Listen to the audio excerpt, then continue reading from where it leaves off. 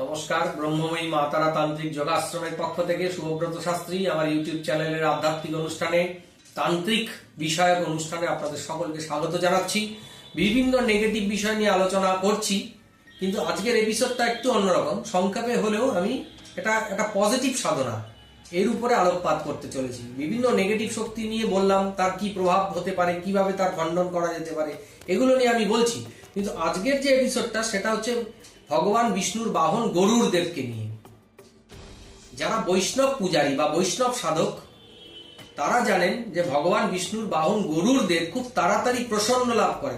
যারা শিব এবং শক্তির তপস্যা করেন, পরম ব্রহ্মের তপস্যা করেন, নিরাকার জ্যোতির তপস্যা করেন, তারাও কিন্তু এই সমস্ত দেবী দেবতার বাহনগুলোকে প্রার্থনা করলে খুব তাড়াতাড়ি ফল লাভ করতে পারেন। যারা দীর্ঘ বছর তপস্যা করছে তাদের কাছে এই সমস্ত শক্তিগুলোকে করায়ত্ত করা, আপনি যদি ভগবানকে বশীভূত করতে পারেন, ভগবানের সিংহাসনকে টলিয়ে দিতে পারেন, তাহলে তার বাহনগুলো তো তারা চুপ থাকবে না। আপনার প্রার্থনা তারা তো স্বীকার করবে, কারণ ভগবানের নাম জপ করছেন তিনি। হেডমাস্টার যদি প্রসন্ন হয়ে যায়, তখন তার যে কেরানিগুলো তারা তো প্রসন্ন হবেই। তাই ভগবান বিষ্ণুকে যদি সন্তুষ্ট করা যায়, দেবাদিদেব মহাদেবকে যদি সন্তুষ্ট করা যায়, আদ্যাশক্তি মহামায়াকে যদি সন্তুষ্ট করা যায়, তার তপস্যার বলে, সাধনার বলে, সেই সাধক যদি ভগবানের আসনকে টলিয়ে দিতে পারেন, তাহলে তার যে এই সমস্ত অনুচরগুলো রয়েছে তারাও কিন্তু খুব অল্প সময় প্রসন্নতা লাভ করে। যেরকম মা দুর্গার বাহন হচ্ছে সিংহ, দেবাদিদেব মহাদেবের বাহন হচ্ছে নন্দী, ভৃঙ্গি, আর ভগবান বিষ্ণুর বাহন হচ্ছে গরুর দেবতা। এই গরুর দেব খুব তাড়াতাড়ি প্রসন্ন লাভ করেন। যারা হরিনাম জপ করেন, কৃষ্ণনাম জপ করেন, তাদের কাছে খুব তাড়াতাড়ি তিনি সন্তুষ্ট হয়ে যান, খুব অল্প সময় সাড়া দেন। এই গরুর দেবকে প্রার্থনা করলে, সেই গরুর হচ্ছে পজিটিভ শক্তি, বিভিন্ন নেগেটিভ শক্তিকে মুহূর্তে ধ্বংস করতে পারে। ভূত চালান, প্রেত চালান, জিন চালান, কঙ্কাল চালান, পিশাচ চালান, অতৃপ্ত প্রেতাত্মা চালান, ঠিক আছে, বাড়িতে শ্মশানের মাটি ফেলা আছে, কবরের মাটি ফেলা আছে, বাস্তুতে ক্ষতি করা আছে, বাস্তুতে চণ্ডালের হাড় পুঁতে দেওয়া আছে। এই গরুর দেবকে সন্তুষ্ট করে গরুর দেবকে মিষ্টান্ন ভোগ দিতে হবে।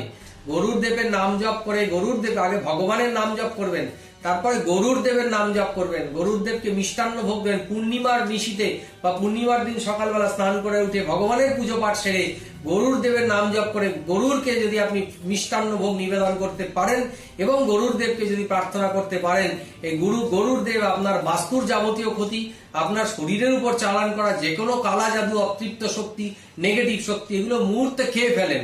ভূত প্রেত, মরা মানুষ, অতৃপ্ত আত্মা, তারপরে পৈশাচিক শক্তি, বিভিন্ন অপদেবতা, এগুলোকে গরুর দেব কিন্তু মুহূর্তের মধ্যে ধ্বংস করতে পারেন। কারোর উপর জিন চালান করা আছে, জিনকে খেয়ে ফেলবে গরুর, মুহূর্তের মধ্যে, কয়েক সেকেন্ডের মধ্যে খেয়ে ফেলবে। তাই গরুর দেবকে প্রসন্ন করতে গেলে আগে ভগবানকে সন্তুষ্ট করুন, তারপরে গরুর দেবের পুজো করে গরুর দেবকে ভোগ নিবেদন করে গরুরকে প্রার্থনা করুন। দেখবেন এই সমস্ত অশুভ শক্তি বা কালা জাদু মুহূর্তের মধ্যে ডিস্ট্রয় হয়ে যাবে।